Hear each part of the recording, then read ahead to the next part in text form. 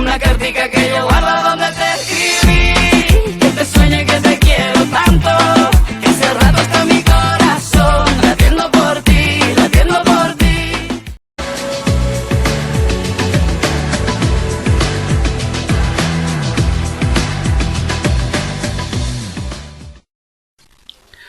Hello friends, everyone knows what a motorbike is.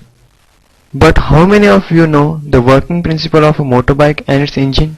Well, in this presentation, we will give you a brief explanation of the working principle of a 4-stroke petrol engine, which is also known as IC engine, that is, internal combustion engine. The first stroke is known as suction stroke. During this stroke, also known as induction stroke, the piston moves from top dead center to bottom dead center.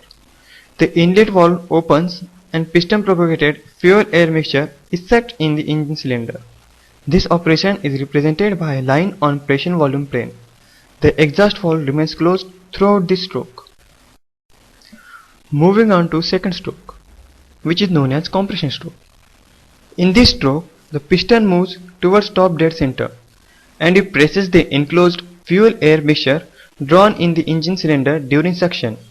The pressure of the mixture rises in the cylinder to a value of about 8 bar. Just before the end of this stroke, the operating plug initiates a spark, which ignites the mixture and combustion takes place inside the cylinder. This stroke can be represented on a pressure volume plane by line 2-3. Both the inlet valve and exhaust valve remains closed during the stroke. Now let's see third stroke, known as working stroke.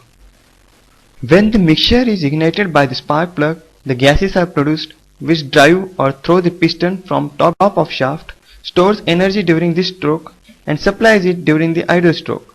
The expansion stroke gases is shown in the pressure volume diagram by line 3-4.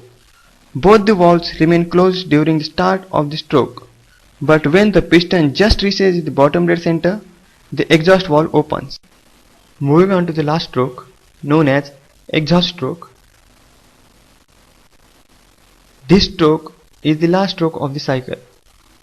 Here, the gases that are being collected become useless after the completion of the expansion stroke and are then escaped through exhaust valve to the atmosphere. This removal of gas is accomplished during this stroke.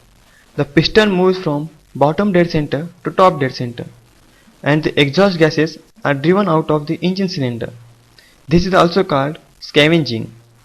This operation is represented by a line 1-5 on the pressure volume diagram.